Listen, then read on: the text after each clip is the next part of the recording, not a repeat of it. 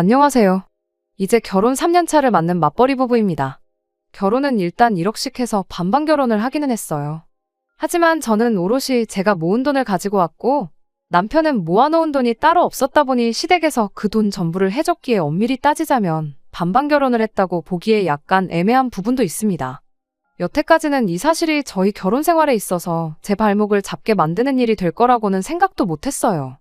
남편이 돈을 모아놓지 못한 이유는 취직이 다른 사람들에 비해 늦은 편이기에 그렇습니다. 그리고 제가 사회생활을 남들보다 조금 빨리 시작했다는 이유도 한몫하겠고요. 영화 보는 것 말고는 딱히 취미라고 부를 만한 것도 없던 저였다 보니 돈 모으는 것도 딱히 없었어요. 남편이 취직을 늦게 한 데에도 이유가 있습니다. 처음 연애를 시작했을 때만 해도 저희 둘 다 직장인이었어요.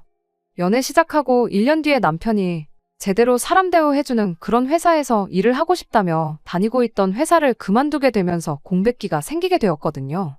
남편이 다니고 있던 첫 직장이 문제가 아주 많은 회사였어요. 직원 수도 40명이 넘는 규모가 조금 있는 회사였는데도 불구하고 정말 제대로 된 사람 대접을 해주는 곳이 아니었거든요. 남편이 정식으로 이력서를 내서 취직을 한 건 아니었어요. 원래는 대학교 졸업반 시절에 단기로 아르바이트해서 취직하는 동안 생활비 좀 마련해보겠다고 들어간 회사였는데 어떻게 기회가 되어서 졸업하고도 계속 출근하게 되었던 거죠. 남편 말로는 같이 일하는 직원들하고 합이 잘 맞고 일도 성향에 맞는 데다가 어느 정도 미래도 보이는 곳이라고 생각했었대요. 거기에 사장까지 나서서 이런 식으로는 원래 채용을 잘 안 한다면서 이렇게 열심히 일하는 인재를 놓치면 회사 손해라고 취직하지 말고 여기서 그냥 일을 하라고 설득까지 해왔다는 겁니다. 그렇게 3년간 거기서 직장 생활을 하고 있었고 그때 저랑 연애도 시작했던 겁니다. 시간이 지나면서 남편도 짬이 좀 생겼으니 신입 직원이 들어오면서 사수 역할을 하게 되었대요. 처음 남편 밑으로 생긴 부하 직원이다 보니 인생 이야기도 해주고 술도 사주면서 가깝게 지냈다고 합니다. 그러다 같이 술 한잔하면서 회사 이야기가 나왔는데 그때 충격적인 사실을 알게 되었던 거죠. 실은 남편이 정말 말도 안 되는 박봉으로 일을 하고 있었다는 사실을 말이에요. 아르바이트한 기간까지 포함하면 3년을 훨씬 넘긴 경력직이었음에도 불구하고 이제 막 들어온 신입 직원이 받는 월급보다도 못한 돈을 받고 일을 하고 있었다는 사실을 알게 되었던 겁니다. 남편이 처음 시작을 아르바이트생으로 했다 보니 그때 당시에 거의 최저시급을 받고 일을 하고 있었는데 사장이 아르바이트생인데도 불구하고 직원만큼 일을 하는 남편을 아주 호구로 봤던 거였죠. 아르바이트 할 때도 저렇게 일을 열심히 하는데 뭐하러 돈을 더 주냐 뭐 그런 생각이었나 보죠. 남편이 아르바이트에서 직원이 되면서 월급을 많이 올려주긴 했는데 많이 올려줬다고 해도 회사에서 뽑는 신입 직원이 받는 돈보다 훨씬 못한 돈을 주기로 했던 거예요. 남편 잘못이 아예 없는 건 아니죠.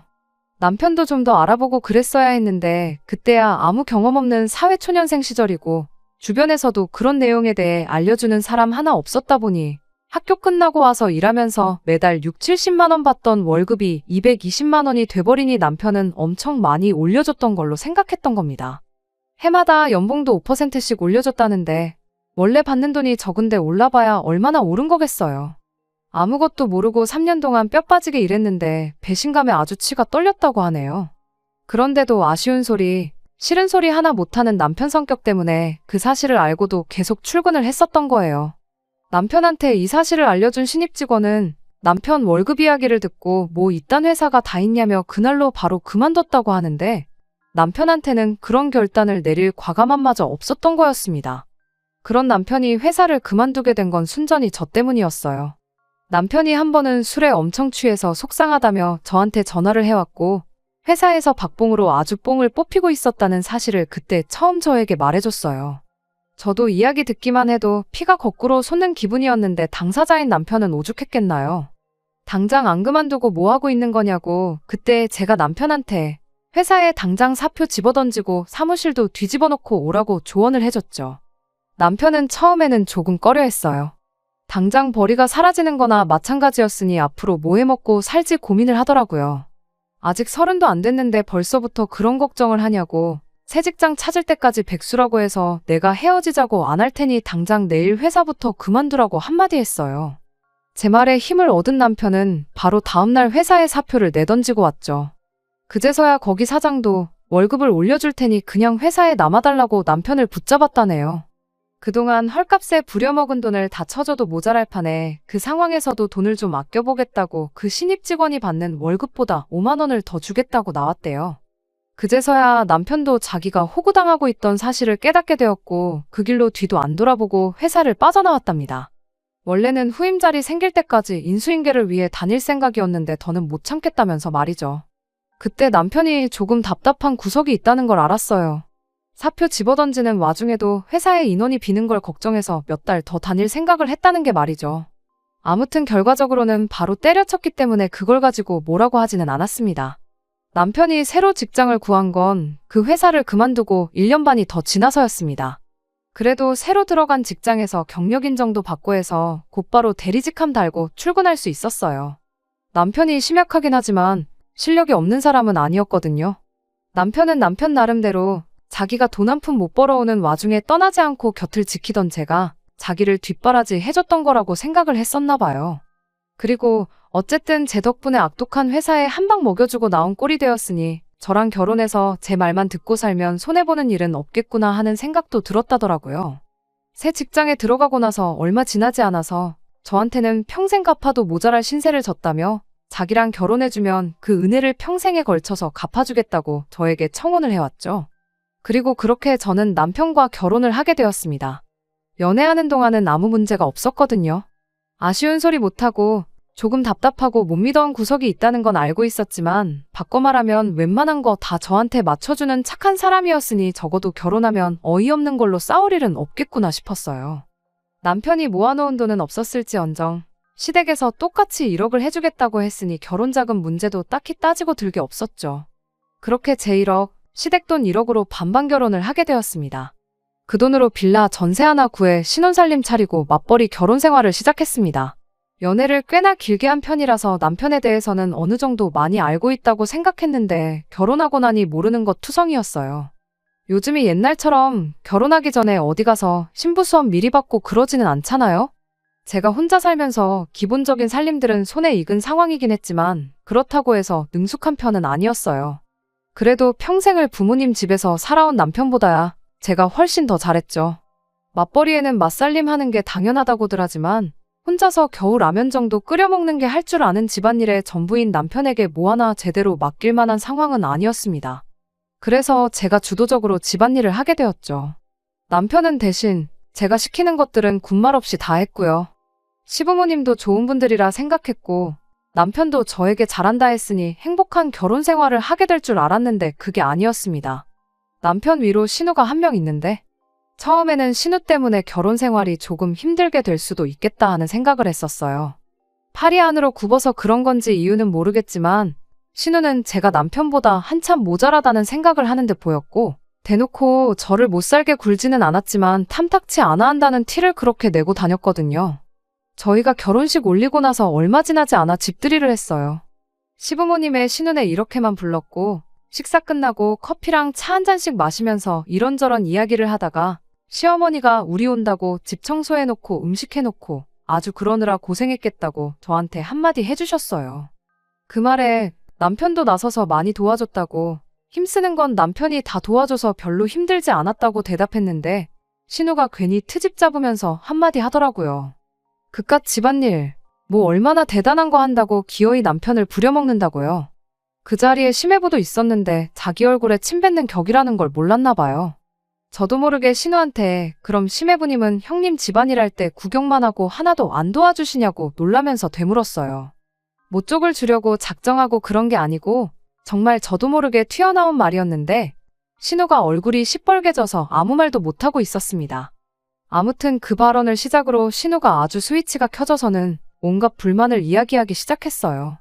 그러다가 튀어나온 말이 우리 집에서 니네 결혼할 때 얼마를 해줬는지나 아냐? 우리 엄마 노후자금 다 털어서 해준 건데 고마워하진 못할 망정 신우 말에 말대꾸를 하고 있느냐 하면서 열을 내기 시작했죠.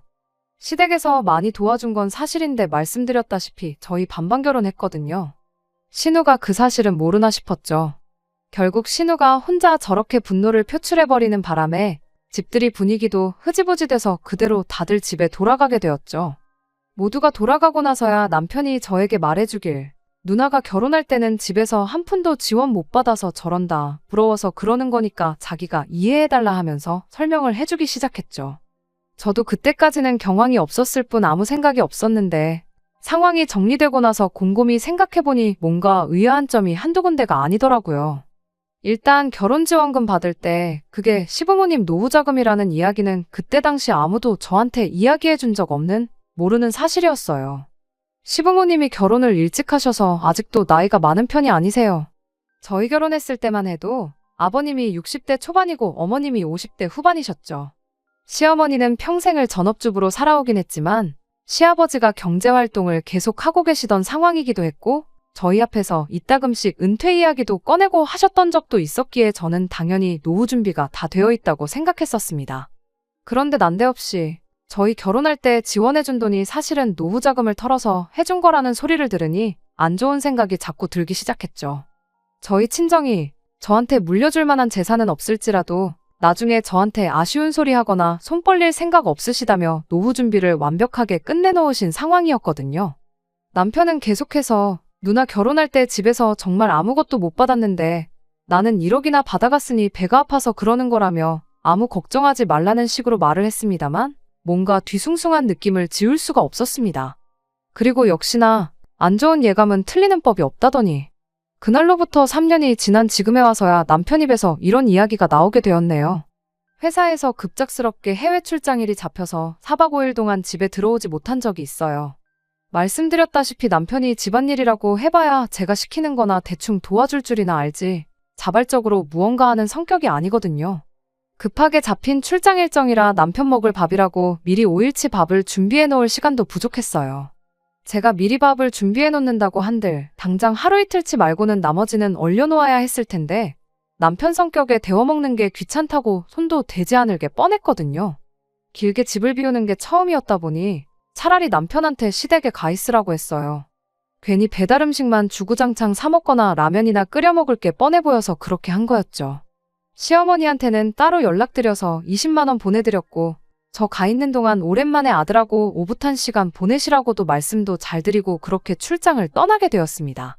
그리고 출장 다녀왔더니 남편은 저한테 잘 다녀왔냐느니 고생했다느니 하는 말은 한마디 없었고 은근슬쩍 계속 시부모님 이야기를 꺼내기 시작했습니다. 아버지 등이 평소보다 더 굽어 보인다느니 어쩐다느니 어머님 눈이 안 좋아지셨는지 소금이랑 설탕도 구분을 못하셔서 하루는 설탕국을 먹었다느니 하면서 말이죠. 그러면서 자기가 집안의 장남으로서 부모님이 너무 걱정이 돼서 두고 볼 수가 없다는 식으로 혼자서 쉬지도 않고 계속 중얼거리더라고요. 혼잣말 하는 것처럼 중얼거렸지만 집에 남편하고 저 둘밖에 없는데 누가 봐도 저 들으라고 하는 소리였어요. 듣다 못한 제가 나한테 무슨 이야기가 하고 싶어서 그렇게 혼잣말을 중얼거리느냐고 단도직입적으로 물어봤죠. 그랬더니 그제서야 본론을 꺼내기 시작했어요. 안 그래도 자기가 시댁에서 며칠 지내기로 했다고 하루는 누나랑 매형도 같이 와서 저녁 식사를 했답니다. 그리고 그때 신우가 이제 부모님도 연세가 연세인데 언제부터 모시는 게 좋을런지 그런 이야기를 꺼냈다고 하더라고요. 시아버지가 은퇴를 앞두고 계시긴 했지만 두 분 다 아직 정정하셨거든요. 물론 노후 준비가 완벽하게 되어 있다면야 그때 은퇴해서 편하게 노후 즐기는 것만큼 좋은 게 또 없겠다만 그건 상황에 따라 다른 거잖아요. 심지어 저희 친정부모님도 노후 준비 완벽하게 끝내놓은 상황이었지만 아직도 사람 일 어떻게 될지 모른다며 두 분 다 아직도 경제활동을 하고 계세요.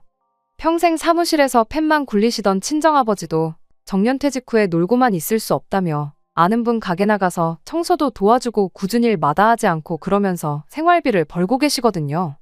예전이야 환갑이었지. 요즘 100세 시대라는데 아직 두 분 다 정정하시고 일할 거리 찾는다면 얼마든지 찾을 수 있을 텐데 왜 벌써부터 합가 이야기를 꺼내느냐고 남편한테 대놓고 물어봤어요.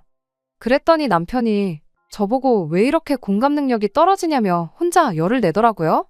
아직 합가하자고 말을 꺼낸 것도 아닌데 뭐 그렇게 예민하게 구냐며 눈치를 주기 시작했습니다. 그러면서 저한테 한다는 소리가 시부모님이 우리 집에서 같이 살게 되면 그만큼 이득 보는 게 많은 거 모르냐고 따지더라고요. 이득은 무슨 이득이냐고 했더니 어머님이 같이 살게 되면 나중에 우리 아이 태어나면 애도 대신 봐주실 거 아니겠냐고 그것만 해도 제 월급에 애 봐주는 사람 구하는 것까지 생각하면 달에 500만 원은 이득을 보는 거랍니다. 그것뿐이겠냐며 어머님이 살림도 대신 다 해주실 거 아니겠냐며 그것도 한번 계산을 해보라는 거예요. 하루에 하는 집안일을 2시간씩만 잡아도 우리 시급으로 계산하면 그것도 달에 200만 원은 좋게 될 거라면서 말이죠. 그리고 어차피 내가 집안의 유일한 아들이니 나중에 가면 부모님 모시고 살게 될 게 당연한 건데 당장 내일부터 모시나 나중에 가서 모시나 달라질 게 뭐가 있냐고 하더군요. 마치 저한테 선택권이라고는 없다는 듯이 딱 잘라서 말을 하더라고요. 평소에 언변이 그렇게 좋은 사람이 아닌데 입에 모터가 달린 것 마냥 따다다 쏘아대는 걸 보니 누가 보면 미리 연습이라도 한 줄 알겠다 싶더라고요. 그래서 남편한테 나는 시부모님 모시고 살 생각은 추호도 없다 말하고 남편이 주장하는 합가를 해야 하는 이유에 대해서 하나씩 조목조목 반박해줬습니다. 당신 말 맞다나 시어머니가 살림해주고 나중에 아이 태어나고 애 봐주시고 그러는 거 생각해보면 분명히 도움이 되는 건 맞는 말이다만 앞뒤가 맞지 않는 거 아니냐고요. 시부모님 모시고 살고 싶다는 이유가 여태껏 고생하신 부모님 이제 좀 편하게 해드리고 싶어서 그런 거 아니냐고요. 그런데 집안일 전체를 어머님한테 떠맡기는 것도 모자라 황혼육아까지 시키려는 거냐고요. 굳이 모시고 살지 않아도 어머님은 어머님대로 지금 시댁에서 집안일 혼자서 하고 계시는 거 아니냐고. 그런데 육아까지 떠넘겨버리면 어머님은 오히려 2배로 더 힘들어지는 거 아니냐고 물었죠. 역시나 남편은 그 부분은 생각을 못한 건지 쩔쩔매면서 횡설수설 하더라고요. 그러면 퇴근하고 와서 우리가 하면 되는 거 아니냐는 어이없는 대답을 하더라고요. 그럼 애초에 당신이 주장하는 시부모님 모시고 살았을 때 우리한테 이로운 경제적 이득이 하나도 없는 거 아니냐고 되물었죠. 어떻게 대답해야 할지 몰라 얼굴이 시뻘게 져서 있는 남편한테 그리고 아들이라서 부모님 모시고 사는 게 당연하다고 했는데 그거야 당신한테나 당연한 거지. 나한테는 당연한 게 아니지 않냐. 결혼 전부터 서로 합의가 된 것도 아니고 이제 와서 왜 갑자기 부모님을 모시자는 건지 도무지 이해할 수가 없다고 했어요. 제 말에 남편은 아무 대답도 못하다가 부모님이 노후 자금이 없는데 그럼 2분은 어떡하라는 거냐 따지고 들더라고요.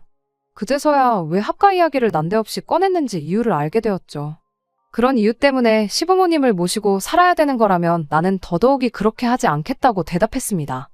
할 말이 없어진 남편은 화를 내면서 그럼 나랑 결혼은 왜 했냐고 성질을 부리네요. 언제부터 이렇게 자기 주장 내세우며 고집 부리는 사람이었는지 연애 3년에 결혼 3년 가장 가까이서 지켜봐왔던 그 사람이 맞나 싶어요. 제 말만 들으면 앞으로 손해보고 살 일은 없겠다며 결혼하자고 해놓고서는 왜 가만히 있는 저를 시부모님 노후 따위는 신경도 안 쓰는 그런 나쁜 며느리를 만드는지 싶네요. 정말이지 결혼지원금 한번 잘못 받았다가 졸지에 팔자에도 없던 시집살이를 하게 생겨서 정말 답답합니다. 어떻게 딱 잘라 말해야 남편도 고집 그만 부리고 포기할런지 뭐 좋은 방법이 없을까요? 정말이지 여러 가지 생각에 잠기게 만드는 하루입니다. 후기입니다. 좀 더 빨리 후기를 보내드리고 싶었는데 경황이 없어서 이렇게 모든 일 마무리 짓고 나서야 이렇게 후기를 보내드리게 되었습니다.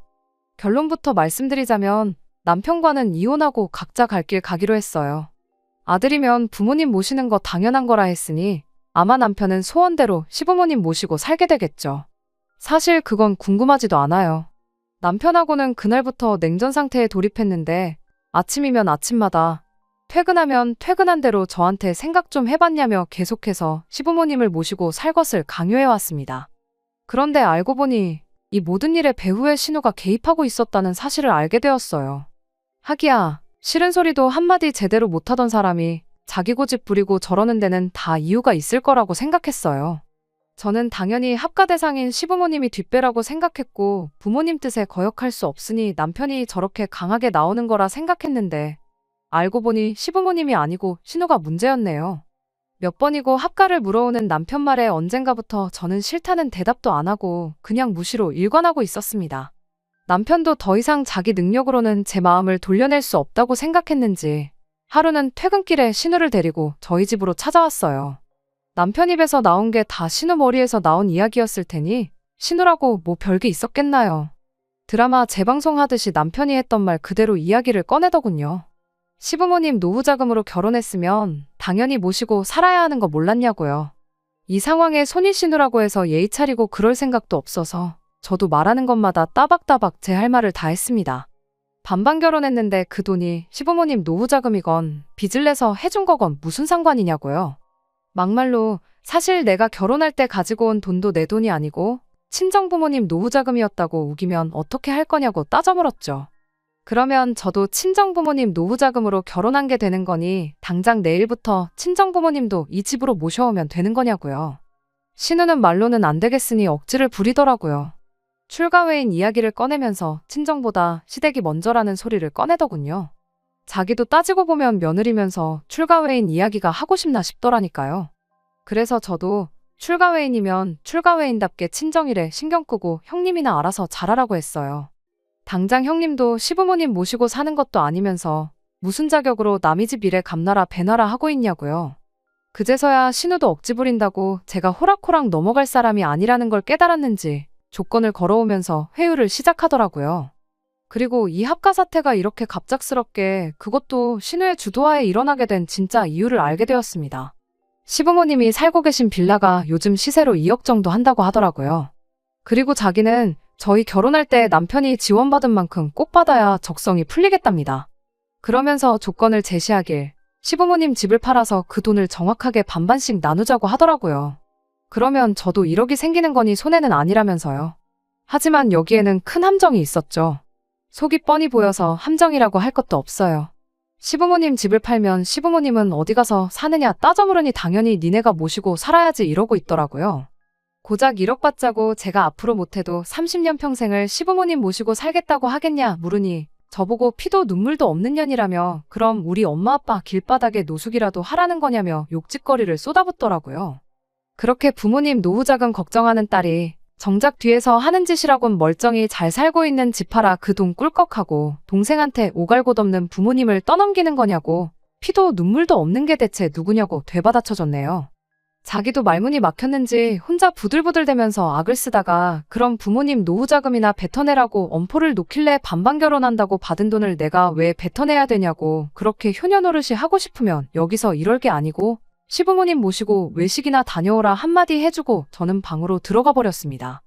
아예 상대를 안 해주니 신우 혼자 길길이 날뛰다가 결국 포기하고 돌아가더라고요.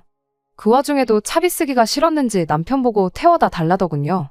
남편은 거기서 속도 없이 신우를 집까지 데려다주고 왔습니다.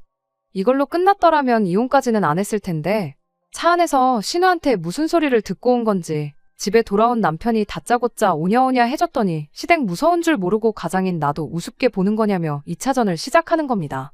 이쯤 되니까 돌이킬 수 없는 데까지 왔구나 하는 생각이 들었습니다. 남편을 설득해 놓으면 신우가 와서 저러고 신우의 말을 무시하면 남편이 와서 저러는데 모르긴 몰라도 이게 앞으로 펼쳐질 제 결혼 생활이라는 게 안 봐도 뻔하더라고요. 이미 저는 시부모님 사정이 어떻게 되었든 간에 길바닥에 내몰면 내몰았지 모시고 살 생각은 추호도 없는 그런 사람이 되어 있는데 여기서 제가 뭘 더 어떻게 해야 하나 싶어서 그 자리에서 포기해버렸어요. 남편한테 원하는 대로 신우한테 결혼할 때 받은 돈도 돌려주고 시부모님도 모시고 살라고 한마디 해줬죠. 분위기 파악을 못하는 건지 남편은 제가 이제서야 자기 말을 듣는 건 줄 알고 입이 귀에 걸려서 웃더라고요. 언제쯤 오시라고 하면 되겠냐, 방은 어떤 방을 정리하면 되겠냐 혼자 들떠서 신이 나 있더라고요. 아무 때고 당신 원할 때 하면 되고 안방을 들여도 되니 알아서 하라고 했습니다. 그리고 저는 방에 들어가서 제 짐을 꺼내기 시작했죠. 남편은 내일 당장 모시는 거 아니니 천천히 하라고 아직도 착각을 하고 있더라고요. 그 길로 남편한테 나는 일단 친정에 가 있을 테니 서류 준비되는 대로 만나서 재산 분할은 어떻게 할 건지 정확하게 정산 한번 해보자고 했습니다. 반반 결혼했고 똑같이 맞벌이 했으니까 정확하게 절반 나눌 거고 정확한 정산은 나중에 날 잡아서 한 번에 하자고 말했습니다. 그제서야 제가 무슨 말을 한 건지 눈치를 챈 남편이 그게 무슨 소리냐며 얼굴이 죽상이 되더라고요. 나는 시부모님 모시고 살 생각이 없고 그렇다고 당장 당신 누나가 되었든 당신 부모님이 되었던 간에 내 피 같은 돈 1억을 넘겨줄 생각도 없으니 내가 빠져주는 거라고요. 나만 빠져주면 우리 돈 1억이 아니라 네 돈 1억을 부모님한테 돌려드릴 수 있는 거 아니냐. 그러니까 이혼하고 그걸 신우랑 공평하게 나눠갔던 그 길로 부모님 모시고 살면서 아들로 태어난 도리를 하던 그때부터는 당신 좋은 대로 하면 되겠다고 말이죠. 남편이 아연실색을 하면서 이혼 말고 다른 방법이 있을 거라며 그제서야 같이 머리를 맞대고 좋은 방법이 있는지 한번 고민 좀 해보자고 하는 겁니다. 그래서 어디 한번 지금 이 상황에 이혼보다 더 좋은 방법이 있는지 지금 당장 말해보라 그랬어요. 시간 넉넉히 줄 테니까 천천히 생각해보라고 말이죠. 신우랑 한통속이라 저러는 거지. 남편도 합가를 하던가 생돈을 날려야 하는 말도 안 되는 양자택일을 강요받고 있다는 사실을 알고는 있던 건지 아무 말도 못 하더라고요. 결국 좋은 방법이라고 내놓은 아이디어가 어차피 우리 맞벌이 하고 있고 아이도 없으니 경제적으로 어려울 게 없지 않냐면서 앞으로 매달 100만 원씩 신우한테 보내주잡니다. 그러면 4년이면 5천만 원이지 않냐고. 그렇게 하면 시부모님도 모실 필요 없고 따지고 보면 누나도 똑같이 5천씩 받은 꼴이 되는 거니 더 아무 말 없지 않겠냐면서요. 당신 지금 누나한테 돈을 주고 싶은 거냐? 시부모님 모시고 싶다고 한 거 아니었냐고 반문했더니 아무 대답도 못하고 멍하니 저만 쳐다보고 있길래 그냥 그 길로 짐 싸서 친정으로 향했습니다. 다음 날이 돼서 남편도 아니고 신우도 아닌 시어머니한테 전화가 왔어요. 모르는 척 하는 건지 진짜 모르는 건지는 모르겠지만 이 상황이 시부모님과 상의가 되었던 게 아니라는 걸 알게 되었습니다. 하기야 남편하고 신우가 말하는 꼴을 보니 시부모님 모시고 사는 게 문제가 아니라 돈이 문제였던 거였으니 그럴만도 하겠다 예상은 하고 있었죠. 시어머니는 저한테 사과를 먼저 해왔어요. 그리고 2번 다시 신우가 저희 앞에서 합가나 돈 이야기 꺼내지 못하게 단도리를 하겠다고 하셨죠. 원래부터 남편이 지 누나 말에는 꼼짝을 못했었다는 이야기를 해주시더라고요. 그제서야 어디 가서 싫은 소리 못하고 결정도 잘 못 내리는 남편 성격이 신우 때문에 그렇게 되었다는 걸 알았네요. 저는 조금만 더 생각을 해봐야겠다 대답했고 전화를 끊었습니다. 단순한 부부싸움이었다면 시어머니 때문에라도 그냥 넘어갔겠지만 남편에 대한 신뢰가 바닥인 상황에서 남편이 신우한테 원래부터 꼼짝도 못한다는 사실을 알게 되었으니 더더욱이 이혼에 확신이 생기기 시작했어요. 그날로부터 이틀이 지나서 저는 이혼을 해야겠다고 결심을 했습니다. 더 길게 끌어봤자 결과는 똑같겠다 싶어서 그 길로 바로 서류 작성하고 집에 가서 남편한테 이혼하자고 했어요. 이혼 서류 건네주면서도 남편이 울고불고 매달리면 어떻게 해야 하나, 마음이 약해지진 않을까 그런 걱정을 했는데 남편이 제 마음 돌려보겠다고 또 제가 몰랐던 이 모든 사건의 전말을 말해줬습니다. 신우가 결혼하자마자도 아니고 3년 만에 이렇게 나온 이유가 따로 있었더라고요. 신우가 남편 몰래 빚내서 주식을 시작했다가 원금 대부분 날려먹고 급하게 돈이 필요한 상황이었다고. 그런데 그냥 그 돈을 해주자니 거절당할 것 같아서 일을 이렇게 크게 만들었던 거라네요. 그거 걸리면 누나가 이혼당할 것 같다고 울고불고 부탁을 해오는데 자기도 안 되는 거 알지만 누나 도와주고 싶어서 그랬던 거랍니다. 하지만 이젠 당장 누나가 이혼을 당하던 말던 손절해버리고 우리 미래만 위해서 살겠다고 말해오는데 긴 말할 것 없고 빨리 이혼 서류에 도장이나 찍어달라고 했습니다. 질질 끌면 나도 소송으로 갈 수밖에 없으니 마무리라도 깔끔하게 하자고요. 이혼을 하는 과정에 있어서 시부모님은 당신들이 돈이 없어서 그런 거라며 계속 저한테 미안하다고 사과를 해왔지만 정작 이 사건의 원흉인 신우는 저한테 전화는커녕 문자도 한 통 보내지 않았어요. 남편과 이혼 서류 제출하고 나오는데도 숙려기간 동안 잘 좀 생각해달라는데 그런 거 생각할 겨를도 없이 속이 너무 후련하더군요. 결혼하면 제 말만 듣고 살아도 손해보는 게 없겠다더니 결국 누나 말 듣다가 자기 인생이 저렇게 망가졌는데 남편도 제정신이면 재산 분할한 돈으로 신우 빚 갚아주고 그러진 않겠죠. 이제 이혼해서 각자의 길을 가기로 했으니 아무쪼록 정신 차리고 살았으면 싶은 따름입니다. 다 끝난 줄 알았는데 이렇게 또 후기를 남기는 날이 올 줄은 몰랐네요. 이혼한 마당에 남편이며 그 식구들과 2번 다시 얽힐 일은 없을 줄 알았는데 신우가 몸소 전화까지 해줘서 근황을 알려준 덕분에 이렇게 마지막 후기를 남깁니다. 다짜고짜 신우한테 전화가 와서는 너 때문에 내 인생 망했다며 욕짓거리를 하더라고요. 남편하고 이혼하면서 남편은 물론이고 시부모님까지 신우아 등을 돌렸나 봐요. 일단 노후자금이라고 했으니 남편이 재산분할 받은 돈 중 결혼자금으로 받아온 돈을 신우가 아니라 시부모님한테 돌려드렸답니다. 시부모님은 신우가 자기 주식빚 때문에 두 분 모르게 집까지 팔아가며 억지로 저희를 합가시키려 했고 결국 그 때문에 아들 부부가 이혼하게 되었다는 사실을 알고 있으니 제 생각이지만 그게 너무 괘씸했었나 봐요. 시부모님이 신우한테 노후자금 걱정해주더니 왜 이제 와서 주식빚을 갚아달라고 하느냐며 거절을 했다고 하더라고요. 결국 신우는 더 이상 혼자 힘으로는 이자도 메꿀 수 없는 상황이 돼버려서 결국 거액의 빚을 지게 된 걸 남편한테 들키게 되었고 지금 그것 때문에 이혼당한 애 만회하는 상황이라며 저한테 화풀이를 하려고 전화를 했던 거예요. 그래서 저도 한마디 해줬어요. 피차나도 너 때문에 이혼녀 타이틀을 달게 되었는데 네가 이혼당한다고 하면 내가 뭐 미안해라도 할 줄 알고 전화한 거냐고요. 인과응보라는 말이 괜히 있는 게 아니라고 지은 죄를 돌려받는 거니 억울해 말고 이참에 여태껏 잘못 살아온 네 인생이나 한번 돌아보라고 한마디 해줬네요. 전화기 너머로 소리를 빽빽 지르던 신우를 뒤로 하고 전화 끊어버리고 번호도 차단해버렸습니다. 이젠 두 번 다시 그 집구석하고 얽힐 일은 없을 거예요. 적어도 이혼의 원흉이나 마찬가지였던 신우 인생의 말로가 저렇게 처참하게 되었다는 거나 위안 삼으려고요. 댓글로 응원해주신 분들께 모두 감사드리며 저는 이번에는 진짜로 작별 인사를 드려야겠습니다. 끝까지 들어주셔서 감사합니다. 오늘의 사연은 여기까지입니다. 구독과 좋아요, 알람 설정 부탁드리고 더 좋은 사연으로 다시 찾아뵙겠습니다. 감사합니다.